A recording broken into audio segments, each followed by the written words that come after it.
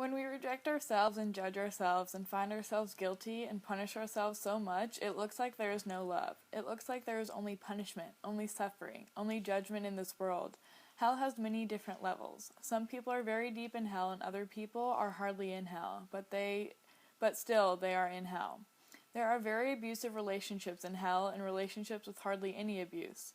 You are no longer a child and if you have an abusive relationship, it is because you accept that abuse, because you believe you deserve it.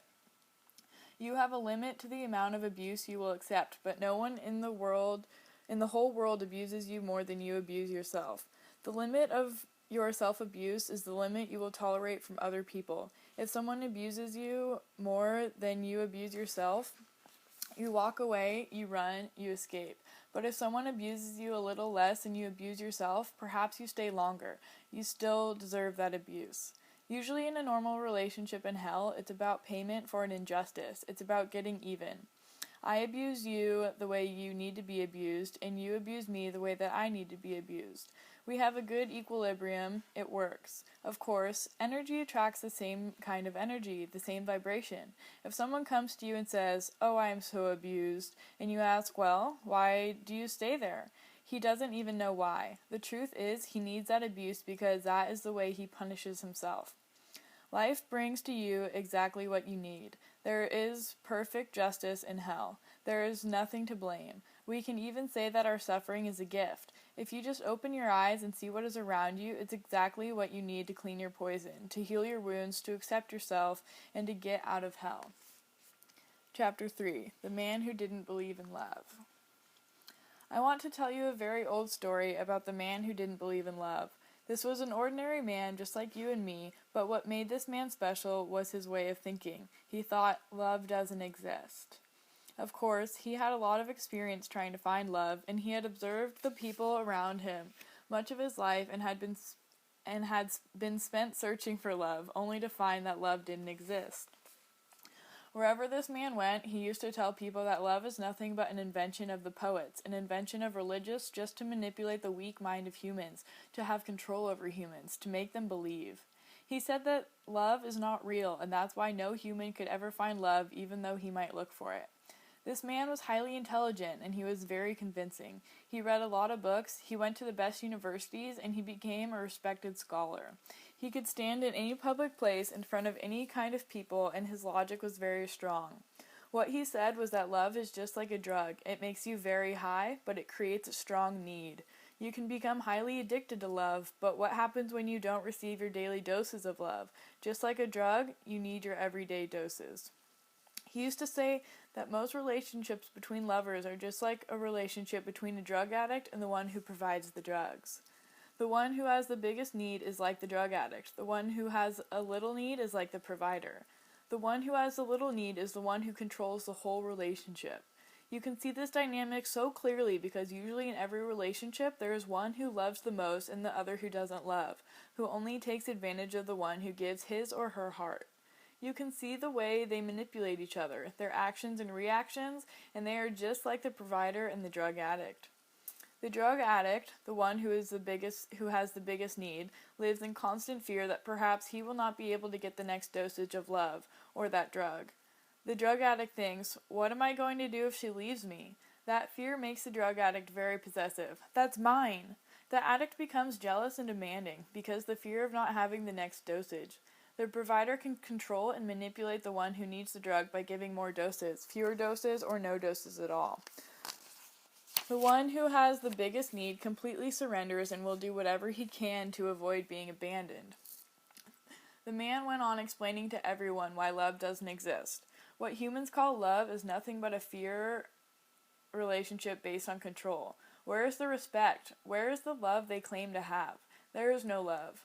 Young couples in front of the representation of God, in front of their family and friends, make a lot of promises to each other, to live together forever, to love and respect each other, to be there for each other through the good times and through the bad times. They promise to love and honor each other and make promises and more promises. What is amazing is that they really believe there's these promises. But after the marriage, 1 week later, a month later, a few months later, you can see that none of these promises are kept. What you find is a war of control, and to see who will manipulate who will be the provider, and who will have the addiction. You find that a few months later, the respect they swear to have for each other is gone. You can see the resentment, the emotional poison, how they hurt each other little by little, and it grows and grows until they don't know when the love stops. They stay together because they are afraid to be alone, afraid of the opinions and judgments of others, and also afraid of their own judgments and opinions. But where is the love? He used to claim that he saw many old couples that had lived together 30 years, 40 years, 50 years, and they were so proud to have lived together all these years. But when they talked about their relationship, what they said was, "We survived the matrimony." That means one of them surrendered to the other. At a certain time, she gave up and decided to endure the suffering. The one with the strongest will and less need won the war. But where is the flame they call love? They treat each other like a possession. She is mine. He is mine. The man went on and on about all the reasons why he believed love doesn't exist, and he told others, "I have done all that already. I will no longer allow anyone to manipulate my mind and control my life in the name of love." His arguments were quite logical, and he convinced many people by all his words. Love doesn't exist. Then one day, this man was walking in a park, and there on a bench was a beautiful lady who was crying. When he saw her crying, he felt curiosity. Sitting beside her, he asked if he could help her. He asked why she was crying. You can imagine his surprise when she told him she was crying because love doesn't exist. He said, "That is amazing! A woman who believes that love doesn't exist?" Of course he wanted to know more about her. "Why do you say that love doesn't exist?" he asked. "Well, it's a long story," she replied. "I married when I was very young, with all the love, all the illusions, full of hope that I would share my life with this man. We swore to each other our loyalty, respect, and honor, and we created a family. But soon everything changed. I was the devoted wife who took care of the children and the home. My husband continued to develop his career, and his success and image outside of home was more important to him than our family. He lost respect for me, and I lost respect for him. We hurt each other, and at a certain point, I discovered that I didn't love him, and he didn't love me either. But the children needed a father, and that was my excuse to stay and do whatever I could to support him. Now the children are grown, and they have left. I no longer have any excuse to stay with him. There's no respect, there's no kindness. I know that even if I find someone else, it's going to be the same, because love doesn't exist. There is no sense to look around for something that doesn't exist. That is why I'm crying." Understanding her very well, he embraced her and said, "You are right, love doesn't exist. We look for love, we open our heart, and we become vulnerable, just to find selfishness. That hurts us, even if we don't think we will be hurt. It doesn't matter how many relationships we have, the same thing happens again and again. Why even search for love any longer?" They were so much alike, and they became the best friends ever. It was a wonderful relationship. They respected each other, and they never put each other down. With every step they took together, they were happy. There was no envy or jealousy. There was no control. There was no possessiveness. The relationship kept growing and growing. They loved to be together because when they were together, they had a lot of fun. When they were not together, they missed each other. One day, when the man was out of town, he had the weirdest idea. He was thinking, maybe what I feel for her is love. But this is so different from what I have ever felt before. It's not what the poets say it is. It's not what religion says, because I am not responsible for her. I don't take anything from her. I don't have the need for her to take care of me. I don't need to blame her for my difficulties or to take my dramas to her. We have the best time together. We enjoy each other. I respect the way she thinks, the way she feels. She doesn't embarrass me. She doesn't bother me at all. I don't feel jealous when she's with other people. I don't feel envy when she is successful. Perhaps love does exist, but it's not what everyone thinks love is. He could hardly wait to go back home and talk to her to let her know about his weird idea. As soon as he started talking, she said, "I know exactly what you're talking about. I had the same idea long ago, but I didn't want to share it with you because I know you don't believe in love. Perhaps love does exist, but it isn't what we thought it was." They decided to become lovers and to live together, and it was amazing that things didn't change. They still respected each other, they were still supportive of each other, and the love grew more and more. Even the simplest things made their hearts sing with love because they were so happy. The man's heart was so full with all the love he felt that one night a great miracle happened. He was looking at the stars and he found the most beautiful one, and his love was so big that the stars started coming down from the sky and soon that star was in his hands. Then a second miracle happened, and his soul merged with that star.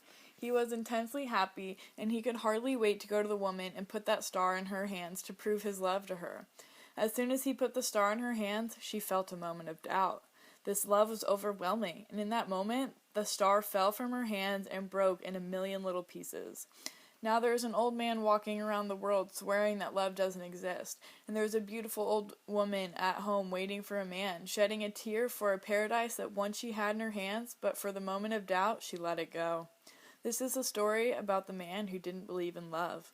Who made the mistake? Do you want to guess what went wrong?